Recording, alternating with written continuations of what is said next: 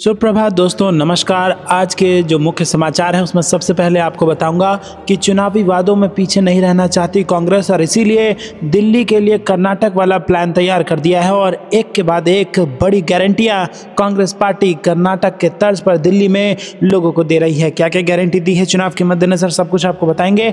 इसी के साथ अगली खबर में आपको बताएंगे कि केजरीवाल की सीट पर जबरदस्त बवाल दिल्ली में बढ़ गया है और चुनाव अधिकारी ने आम आदमी पार्टी और आतिशी मारलेना पर बड़ा आरोप लगा दिया है। और खबर में आगे फिर से जिक्र होगा दिल्ली का। दिल्ली में मौसम हुआ चुनावी तो प्रियंका गांधी और राहुल गांधी नई यात्रा पर निकल चुके हैं। महू में जय भीम बापू जो यात्रा है उसकी शुरुआत अब होने लगी है। और इसी के साथ आगे जिक्र होगा बिहार का। बीपीएससी परीक्षा मामले पर राज्यपाल से पप्पू यादव ने मुलाकात की है और इसी के साथ कर दिया है एक बड़ा ऐलान कि 12 जनवरी को बिहार बंद रहेगा। और इसी के साथ आगे आपको बताएंगे कि प्रशांत किशोर ने फिर से नीतीश कुमार और भारतीय जनता पार्टी को दिखाए लाल आंख और कहा कि मामला तो गांधी मैदान में ही निपटेगा। तो दोस्तों, बीपीएससी के मामले ने भी यहाँ पर चुनाव से पहले भाजपा और जेडीयू की नींद बिहार में उड़ा रखी है। हर एक खबर की गहराई में आपको ले जाऊंगा दोस्तों, लेकिन उससे पहले ये सारी मेहनत मैं सिर्फ और सिर्फ आपके लाइक के लिए कर रहा हूँ, तो अपना लाइक देकर मुझे समर्थन जरूर दीजिएगा। रुक करते हैं सबसे पहली और बड़ी खबर की तरफ, जिसमें आपको बता दें कि चुनावी वादों में पीछे नहीं रहना चाहती है कांग्रेस और इसी के लिए गारंटी पर गारंटी दी जा रही है। आपको बता दें कि दिल्ली विधानसभा चुनाव से पहले आम आदमी पार्टी और बीजेपी के साथ साथ कांग्रेस ने भी पूरी की पूरी ताकत अपनी झोंक दी है। कांग्रेस ने अब तक 48 सीटों पर अपने उम्मीदवारों का ऐलान भी कर दिया है और इसमें खास बात यह है कि कांग्रेस ने अरविंद केजरीवाल और आतिशी जैसे नेताओं के खिलाफ अपने बड़े नेताओं को उतारा है। दोस्तों, आपको बता दें कि राजनीति में जो अभी तक होता आता था उसमें ज़्यादातर सीटों पर यह देखा जाता था कि जो बड़े नेता होते थे उनकी जगह पर विपक्ष की पार्टी जो है वो डमी कैंडिडेट उतार देती थी, कोई बहुत ताकतवर नेता नहीं उतारा जाता था। लेकिन हाल के सालों में ये देखने को मिला है कि अब कांटे की टक्कर यहाँ पर देखने को मिलती है। अब कांग्रेस ने अरविंद केजरीवाल के खिलाफ और आतिशी मारलेना के खिलाफ यहाँ पर अपने तगड़े नेताओं को खड़ा किया है। अब कांग्रेस वादों में भी पीछे नहीं रहना चाहती है। आम आदमी पार्टी के बाद कांग्रेस भी गारंटी पर गारंटी दी जा रही है। सोमवार को कांग्रेस ने दिल्ली में प्यारी दीदी योजना की घोषणा कर दी, जिसमें महिलाओं को 2500 रुपये देने का वादा किया गया। जी हाँ दोस्तों, जो आम आदमी पार्टी महिलाओं को पैसे दे रही है वो 2100 रुपये है, लेकिन कांग्रेस पार्टी 2500 रुपये देगी। और इसके साथ ही कर्नाटक चुनाव की तरह कांग्रेस दिल्ली में भी 5 गारंटी देने की बात कर रही है। कर्नाटक में इस 5 गारंटी ने जबरदस्त धूम मचाई थी और कर्नाटक में कांग्रेस को सरकार बनवा के इन 5 गारंटियों ने दे दिया था और अब 5 गारंटी दिल्ली में भी कांग्रेस पार्टी देने वाली है। दोस्तों, आपको बता दें कि कांग्रेस ने सोमवार को दिल्ली में प्यारी दीदी योजना की घोषणा करते हुए सत्ता में आने पर महिलाओं को 2500 रुपये मासिक वित्तीय सहायता देने का वादा किया और यह योजना कर्नाटक में कांग्रेस नीति सरकार द्वारा अपनाए गए मॉडल की तर्ज पर शुरू की जाएगी। दोस्तों, रुक करते हैं अगली ब्रेकिंग न्यूज़ की तरफ, जो कि फिर से दिल्ली चुनाव से जुड़ी हुई है। अरविंद केजरीवाल की सीट पर बवाल मच गया है और चुनाव अधिकारी ने ही आरोप लगा दिया है। जी हाँ दोस्तों, दिल्ली में विधानसभा चुनाव के ऐलान अभी नहीं हुआ है और उससे पहले ही नई दिल्ली सीट को लेकर घमासान बढ़ गया। जी हाँ दोस्तों, अब नई दिल्ली जिले के चुनाव अधिकारी ने मुख्य निर्वाचन अधिकारी को शिकायत लिखकर आम आदमी पार्टी की शिकायत कर दी है। अधिकारी ने क्या कहा कि आम आदमी पार्टी के प्रतिनिधि बार बार आकर ऐसी जानकारी मांगते हैं जो उन्हें नहीं दी जा सकती। उन्होंने ये भी कहा कि मुख्यमंत्री उन्हें बिना किसी एजेंडा के मिलने को बुलाती है। तो दोस्तों, मुख्यमंत्री कौन? आतिशी मारलेना, और वो बार बार बिना किसी एजेंडा के चुनावी अधिकारी को अपने पास मिलने के लिए बुला लेती हैं और इसको लेकर चुनाव अधिकारी ने अब मुख्य निर्वाचन अधिकारी को शिकायत लिख दी है।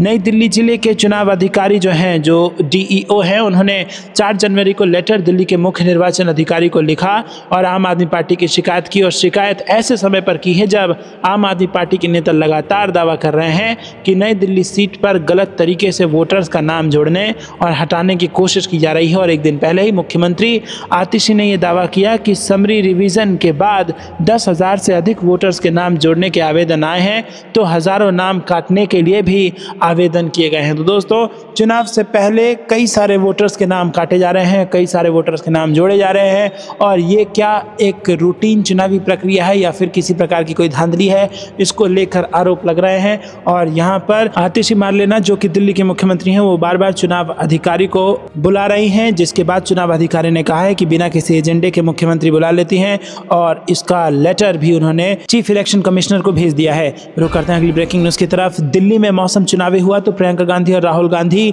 नई यात्रा पर निकल चुके हैं। जी हाँ दोस्तों, आपको बता दें कि दिल्ली में जहां एक तरफ चुनाव की तारीखों का ऐलान होने जा रहा है, तो दूसरी तरफ राहुल गांधी और प्रियंका गांधी के नेतृत्व में जय बापू जय भीम संविधान यात्रा निकाले जाने की तैयारी शुरू हो गई है। 26 जनवरी को गणतंत्र दिवस के अवसर पर राहुल गांधी, प्रियंका गांधी और मल्लिकार्जुन खड़गे समेत मध्य प्रदेश के सारे नेता अंबेडकर की जन्मस्थली महू से यात्रा शुरू कर सकते हैं। माना जा रहा है कि जय बापू जय भीम जय संविधान यात्रा के जरिए कांग्रेस मध्य प्रदेश में भाजपा को घेरने के साथ साथ दिल्ली चुनाव में भी अपनी पकड़ को मजबूत करने की कोशिश करेगी। दोस्तों, आपको बता दें ये सारा बवाल तब शुरू हुआ जब पार्लियामेंट में गृह मंत्री अमित शाह द्वारा एक बयान दिया गया, जिसको कथित तौर पर आपत्तिजनक बताया गया है और पूरे देश में इसको लेकर के बवाल है। सभी विपक्षी पार्टियां एक सुर में गृह मंत्री अमित शाह का इस्तीफा मांग रही है और ये भी कह रही है कि उनको अंबेडकर से माफ़ी मांगनी चाहिए। तो दोस्तों, क्या आपको पता है वो क्या बयान था जो अमित शाह ने दिया है? कमेंट में ज़रूर बताइए ताकि वो लोग भी पढ़ सकें जिनको नहीं पता कि अमित शाह ने क्या बयान दिया था। रुक करते हैं अगली ब्रेकिंग न्यूज़ की तरफ, जो कि बिहार से आ रही है। बीपीएससी परीक्षा का एक ऐसा मुद्दा है दोस्तों जिसने बिहार में सरकार के नाक में दम कर दिया है। और क्योंकि बिहार में चुनाव है और निकट है और बिहार जैसा राज्य प्रशासनिक सेवाओं को बहुत सीरियसली लेता है, बिहार के हर घर के नौजवान इन सेवाओं के लिए तैयारी करते हैं। और अब बीपीएससी परीक्षा मामले पर राज्यपाल से मिले हैं पप्पू यादव और इसी के साथ 12 जनवरी को बिहार बंद का ऐलान भी पप्पू यादव ने कर दिया है और इसको चुनाव से भी जोड़कर देखा जा सकता है। आपको बता दें कि पूर्णिया से सांसद पप्पू यादव ने पिछले महीने हुई बीपीएससी की 70वीं पीटी परीक्षा में अनियमितता का आरोप लगाते हुए कह दिया कि या तो परीक्षा रद्द करो, नहीं तो 12 जनवरी को बिहार को बंद कर देंगे। उन्होंने मंगलवार को राज्यपाल आरिफ मोहम्मद खान से मुलाकात भी की और बीपीएससी परीक्षा में कथित गड़बड़ी की निष्पक्ष जांच कराने की मांग उठा दी। और उन्होंने बताया कि 9 जनवरी को महागठबंधन के नेताओं के साथ धरना भी दिया जाएगा। इससे पहले 3 जनवरी को भी पप्पू यादव के समर्थकों ने बिहार बंद बुलाया था, जिसका पटना के अलावा कोसी सीमांचल के इलाकों में असर देखा गया था। तो दोस्तों, सांसद पप्पू यादव ने मीडिया से बातचीत में ये कह दिया कि राज्यपाल आरिफ मोहम्मद खान ने बहुत खुले दिमाग से हमारी बातों को सुना और समझा और उन्होंने बीपीएससी अभ्यर्थियों के साथ अन्याय नहीं होने का भरोसा दिलाया और साथ ही उच्च स्तरीय जांच की भी बात स्वीकार की। तो दोस्तों, बीपीएससी हो चाहे यूपीएससी हो, ये सेवा, ये जो कंपटीशन है, इसको बच्चे बहुत सीरियस लेते हैं और अपने पूरे साल भर के मेहनत के बाद वो किसी कंपटीशन में बैठने के लिए जाते हैं। लेकिन उसके बाद जब उन्हें ये बातें पता चलती है कि पेपर लीक हो गया था या किसी प्रकार की अनियमितता है, तो ये बहुत बड़ी धोखाधड़ी है। और इस प्रकार की किसी भी आशंका को दूर करने के लिए जो भी जांच आवश्यक है उसको सुनिश्चित किया जाना अनिवार्य होना चाहिए। अगर आप भी इस बात को मानते हैं तो वीडियो को लाइक करके अपना समर्थन जरूर दर्ज कराइएगा। रुक करते हैं अगली ब्रेकिंग न्यूज़ की तरफ। मामला तो गांधी मैदान में ही निपटेगा। जी हाँ दोस्तों, प्रशांत किशोर के तेवर तल्ख हो चले हैं और वो अब बीजेपी और नीतीश कुमार को आंख दिखा रहे हैं और मामला जो है वो बीपीएससी परीक्षा को रद्द किए जाने का ही है। जी हाँ दोस्तों, आपको बता दें कि जन स्वराज के सूत्रधार प्रशांत किशोर ने जमानत मिलने के बाद बिहार के मुख्यमंत्री नीतीश कुमार और उनकी सरकार में सहयोगी भारतीय जनता पार्टी के नेताओं को आंखें दिखाई हैं। बीपीएससी परीक्षा में धांधली को लेकर अनशन कर रहे पीके ने कहा कि ये मामला गांधी मैदान से शुरू हुआ तो इसे वहीं निपटाया जाएगा। कयास लगाए जा रहे हैं कि प्रशांत किशोर गांधी मैदान में ही दोबारा अनशन पर बैठ सकते हैं और उन्होंने भाजपा नेताओं के बीपीएससी अभ्यर्थियों के मुद्दे पर चुप्पी साधने पर भी सवाल उठाए। पीके ने कहा कि युवाओं की बात करने वाले पीएम नरेंद्र मोदी की पार्टी के नेता छात्रों पर हुए लाठीचार्ज पर एक शब्द नहीं बोले। प्रशांत किशोर ने सोमवार रात मीडिया से बातचीत में कहा कि ये मुद्दा उनका खुद का नहीं है, नीतीश कुमार की जिद के आगे युवाओं की जिद है।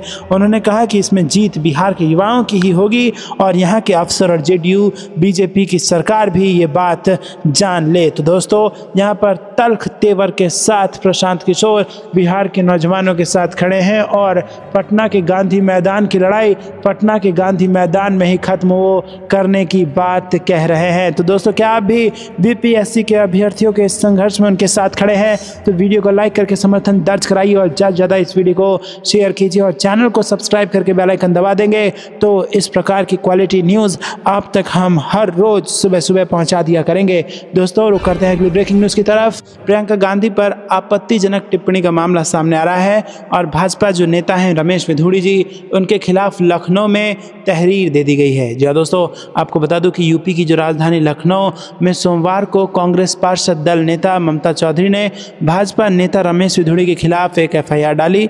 उन्होंने यहाँ पर थाने में तहरीर देकर विधुड़ी के खिलाफ मुकदमा दर्ज करने की मांग की है। आपको बता दूं कि विधुड़ी पर दिल्ली में चुनाव प्रचार के दौरान कांग्रेस सांसद प्रियंका गांधी पर आपत्तिजनक टिप्पणी करने का आरोप है।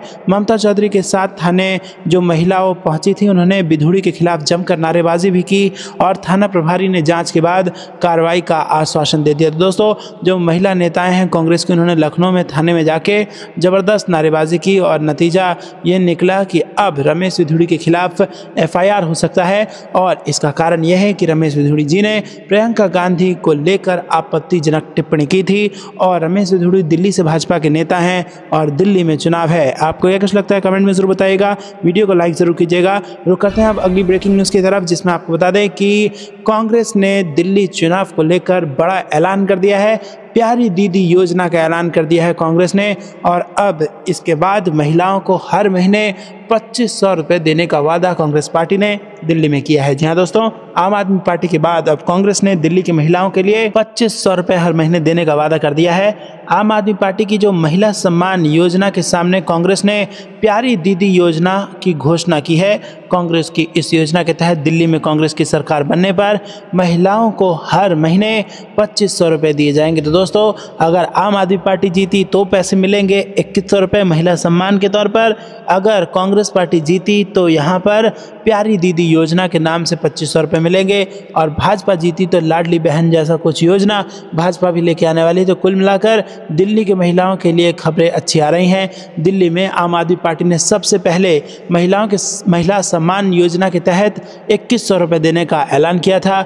उसके बाद दिल्ली के पूर्व मुख्यमंत्री और आम आदमी पार्टी संयोजक अरविंद केजरीवाल के ऐलान के बाद कांग्रेस ने भी महिला वोटरों के लिए ये नया दांव खेला है और कांग्रेस ने नाम बदलकर और पैसे बढ़ाकर देने की बात कही है। नाम बदलकर प्यारी दीदी योजना रख दिया है और पैसे 2100 को बढ़ाकर 2500 रुपये कांग्रेस पार्टी ने कर दिया है। दोस्तों, आपको क्या कुछ लगता है, क्या जनता यहाँ पर वोट जनता का लेने में कांग्रेस और आम आदमी पार्टी सफल हो पाएंगे? कमेंट में अपनी राय जरूर बताइएगा और वीडियो को लाइक जरूर कीजिएगा अगर आप भी मानते हैं कि इस योजना से चाहे कांग्रेस जीते या भाजपा जीते या फिर आम आदमी पार्टी जीते, अगर आप ऐसा मानते हैं कि 2500 रुपये महीना महिलाओं को मिल जाने का असर सीधा सीधा उनके बच्चों के पोषण पर पड़ेगा और एक सकारात्मक असर पड़ेगा, आप ऐसा मानते हैं तो वीडियो को लाइक करके अपना समर्थन जरूर दर्ज कराइएगा।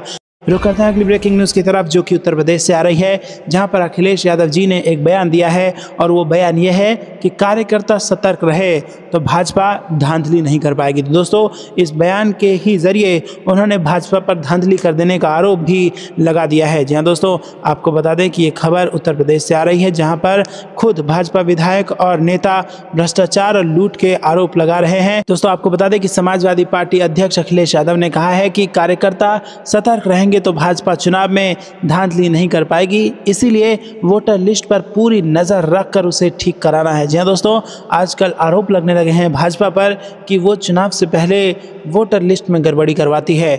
भाजपा की साजिशों को विफल करने का संकल्प लेकर कार्यकर्ता क्षेत्र में काम करें, ऐसा आह्वान अखिलेश यादव ने किया है। और इसी के साथ 2027 के विधानसभा चुनाव हमें हर हालत में राज्य के हित में जीतना है, ये भी अखिलेश यादव ने कहा। दोस्तों, 2027 में उत्तर प्रदेश में विधानसभा का चुनाव है और इसको लेकर समाजवादी पार्टी सतर्क रहना चाहती है और इसीलिए अखिलेश यादव ने कहा है कि हमारे कार्यकर्ता अगर एक्टिव रहेंगे, सतर्क रहेंगे तो भाजपा धांधली नहीं कर पाएगी। वोटर लिस्ट पर पूरी तरीके से नज़र रखें और उसे ठीक कराएं। और इसी के साथ उन्होंने ये कहा है कि हमारी जीत जो है वो उत्तर प्रदेश में राज्य के हित में है। दोस्तों, अखिलेश यादव ने सोमवार को उत्तर प्रदेश सहित झारखंड, आंध्र प्रदेश, मध्य प्रदेश, महाराष्ट्र, राजस्थान से आए पार्टी नेताओं और कार्यकर्ताओं की बैठक में ये बातें कही। अब फटाफट रुक करते हैं अगली ब्रेकिंग न्यूज की तरफ, जहां पर किसान आंदोलन से जुड़ी बड़ी खबर आ रही है, जहां पर भूपेंद्र सिंह हुड्डा जो कि कांग्रेस के बड़े नेता हैं, उन्होंने भाजपा सरकार को घेरा है और इसी के साथ कहा है कि जगजीत सिंह डल्लेवाल से बात बात करके जो सरकार है वो समाधान निकाले। जी हाँ दोस्तों, जगजीत सिंह डल्लेवाल जो कि आमरण अनशन पर लगभग बैठे हुए हैं और इनकी हालत भी लगातार खराब हो रही है, जिसको लेकर सुप्रीम कोर्ट ने भी पंजाब सरकार को फटकार लगाई है कि वो कुछ इस मामले में देखे। आपको बता दें कि हरियाणा के पूर्व मुख्यमंत्री भूपेंद्र सिंह हुड्डा ने किसान आंदोलन पर भाजपा सरकार पर हमला बोल दिया है। सोमवार को रोहतक स्थित अपने आवास पर आयोजित एक प्रेस कॉन्फ्रेंस में उन्होंने कहा कि किसान नेता जगजीत सिंह डल्लेवाल की हालत चिंताजनक बनी हुई है और वो मरने की कगार पर हैं। उनका जीवन सभी के लिए अनमोल है और वो किसी निजी स्वार्थ के लिए नहीं बल्कि किसानों की उचित मांगों के लिए अनशन कर रहे हैं। ऐसे में सरकार को चाहिए कि उनसे बातचीत कर इसका समाधान निकालें। जहाँ दोस्तों आपको बता दें कि जगजीत सिंह डल्लेवाल की हालत लगातार खराब हो रही है और उनकी मांग, जो सबसे बड़ी मांग है किसानों की इस वक्त, वो ये है कि एमएसपी जो आप दे रहे हैं उसको कानूनी गारंटी, उसको लीगलाइज कीजिए। दोस्तों कानूनी गारंटी अगर एमएसपी एक बार हो गई तो चाहकर भी कोई उद्योगपति उस कीमत से नीचे किसानों की फसलें नहीं ले पाएगा जो एमएसपी में गारंटीड है। तो दोस्तों इसीलिए किसान चाह रहे हैं कि जो एमएसपी है उसको हमारा लीगल राइट बनाया जाए, उसको कानूनी गारंटी दे दी जाए, जिसको लेकर के यहाँ पर ज़बरदस्त हंगामा है। और अब स्थिति हमने देखा था कि कैसे इससे पहले किसान आंदोलन हुआ था, दिल्ली के लाल किला तक नौबत आ गई थी और अब जो किसान नेता हैं जगजीत सिंह डल्लेवाल, उनकी हालत चिंताजनक बनी हुई है क्योंकि वो अनशन पर बैठे हुए हैं। दोस्तों याद दिलाना चाहूँगा 2014 से पहले का समय, जहां पर इंडिया अगेंस्ट करप्शन के नाम पर अन्ना हजारे जब अनशन पर बैठे थे तो देश की सरकार बदल गई और अब एक ऐसा ही अनशन यहां पर भी नज़र आ रहा है। और जगजीत सिंह डल्लेवाल की हालत इतनी चिंताजनक बनी हुई है कि सुप्रीम कोर्ट ने भी इस मामले में लगातार संज्ञान लिया है। अगर आप भी किसान नेता और किसानों के साथ खड़े हैं तो वीडियो को लाइक करके अपना समर्थन जरूर दर्ज कराइएगा। दोस्तों रुक करते हैं अगली ब्रेकिंग न्यूज़ की तरफ, जो कि अब बिहार से आ रही है। बिहार में भी ज़बरदस्त बवाल बीपीएससी के परीक्षा को लेकर के बना हुआ है, जहां पर अभ्यर्थी परीक्षा लीक का आरोप लगा रहे हैं और इसके बाद यहां पर मांग की गई है कि बीपीएससी की परीक्षा को रद्द किया जाए, वरना यहां पर ज़बरदस्त हंगामा यहां पर चल रहा है। और जो बड़े नेता हैं प्रशांत किशोर, उनको अब जेल में जाना पड़ा है, जिसके बाद उन्होंने कहा है कि ये नीतीश सरकार को उखाड़ फेंकने का अभियान है और अब वो जेल में ही अनशन पर रहेंगे। तो दोस्तों ये नेताजी सुभाष चंद्र बोस वाला तरीका प्रशांत किशोर ने अपनाया है।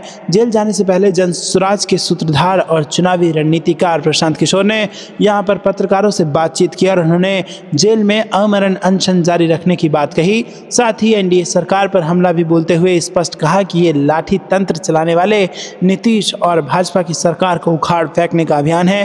प्रशांत किशोर ने पटना पुलिस पर बयान दिया, कोर्ट बेल और पीआर बॉन्ड की बात भी की और गांधी के सत्याग्रह की याद दिलाते हुए उन्होंने नीतीश सरकार को घेरने की कोशिश की। दोस्तों आपको बता दें कि प्रशांत किशोर ने कहा कि गांधी मैदान में हम लोग पिछले 5 दिनों से शांतिपूर्ण सत्याग्रह कर रहे थे।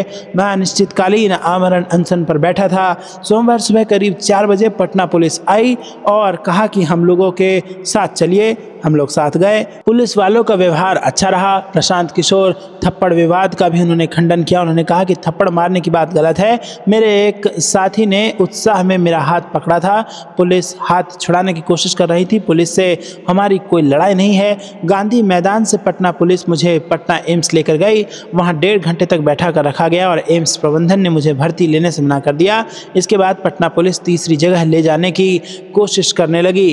प्रशांत किशोर ने कहा कि पटना एम्स से निकलने के बाद पुलिस का व्यवहार गलत हुआ। तो दोस्तों यहाँ पर पुलिस का व्यवहार गलत हो गया और पुलिस करीब 5:30 बजे से 11 बजे तक अलग अलग जगहों पर प्रशांत किशोर को घुमाती रही और प्रशांत किशोर कहते हैं कि मैं बार बार पूछता रहा लेकिन मुझे सच नहीं बताया गया। वो मुझे पीएमसीएच और एनएमसीएच में ले जाने की बात कहते रहे। करीब 5 घंटे के बाद मुझे सामुदायिक स्वास्थ्य केंद्र में जांच के लिए लेकर गए। यहाँ मैंने डॉक्टर से कहा कि मैं पिछले 5 दिन से अनशन पर बैठा हूँ, मैंने डॉक्टर को परीक्षण की इजाजत नहीं दी। दोस्तों यहाँ पर आपको बता दें कि जेल में बैठकर अनशन करने की बात कहने लगे हैं प्रशांत किशोर और मामला है बीपीएससी परीक्षा को रद्द कराए जाने का। दोस्तों क्या आप भी ऐसे चाहते हैं कि बीपीएससी परीक्षा को रद्द करा दी जाए? कमेंट में अपनी राय जरूर बताइएगा। रुक करते हैं अगली ब्रेकिंग न्यूज की तरफ, लेकिन उससे पहले वीडियो को लाइक जरूर कीजिएगा। रुक करते हैं अगली ब्रेकिंग न्यूज की तरफ। जेडीयू के 10 सांसदों को तोड़ रही है भाजपा, संजय राउत का दावा, एनडीए में नहीं रहेंगे नीतीश कुमार। जी हाँ दोस्तों, आपको बता दें कि उद्धव ठाकरे की पार्टी शिवसेना के नेता संजय राउत ने शनिवार को दावा किया कि नीतीश कुमार की पार्टी जनता दल यूनाइटेड भारतीय जनता जनता पार्टी के साथ